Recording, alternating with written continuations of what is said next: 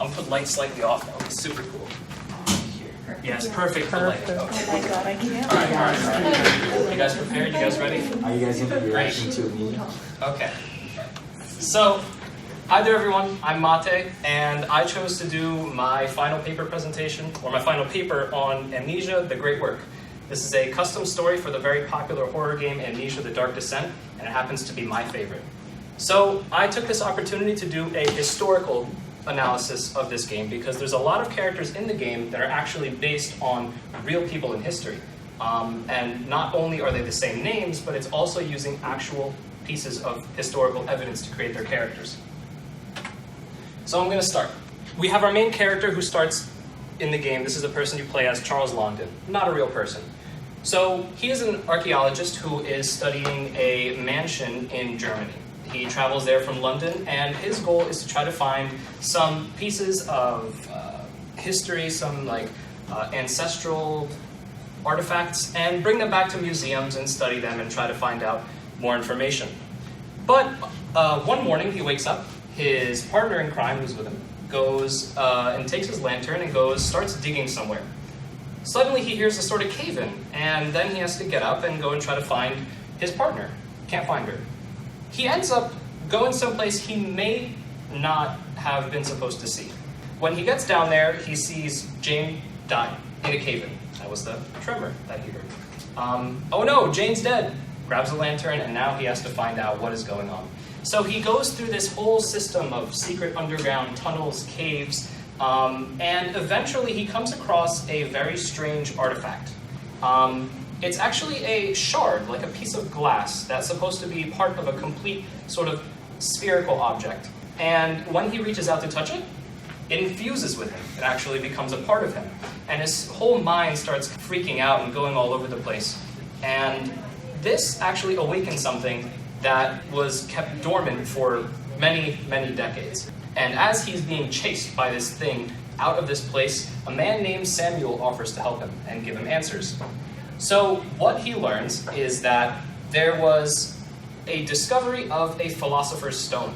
This is the ultimate alchemical artifact because it turns base metals like mercury into gold. And it also has the ability to create rejuvenation of the human form, as well as immortality, which was a very elusive subject throughout history.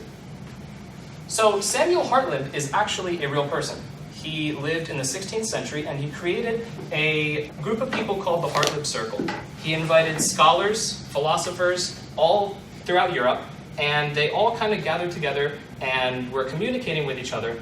And their main goal was to, one, understand the universe, and two, to create learning facilities all around the world so that everyone can also learn about the world.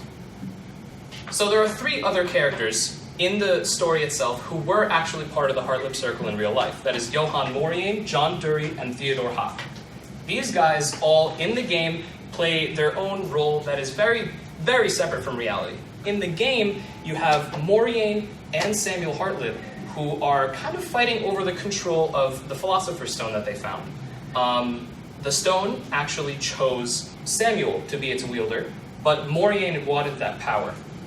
So in alchemy, someone's great work, the title of the custom story, is their ultimate search for the Philosopher's Stone. It is their biggest project, their magnum opus that they used to find the Philosopher's Stone. And in the custom story, Samuel creates a clock. This is a clock built hundreds of feet worth of gearing.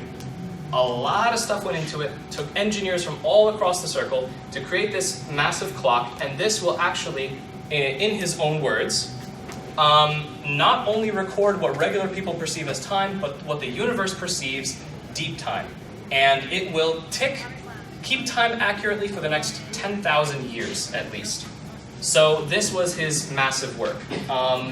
And then as you traverse through the game and you go and find all these different artifacts and whatever, you find out what actually happened. I'll be very fast. What actually happened between these four people. So Moriane wanted this power back.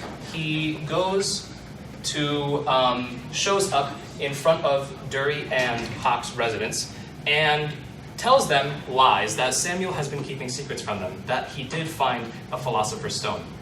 they get into a confrontation, and the stone breaks. The creature that was chasing Charles caught up with Maureen and killed him, and Dury and Hawk's life mission then became to revive Maureen and to harness the power of the orb for themselves.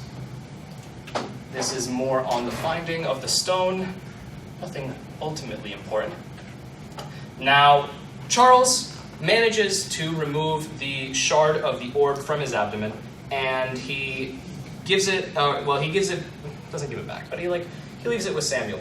Now, he leaves, his task is done, but he returns to go and finally allow Samuel to redeem himself.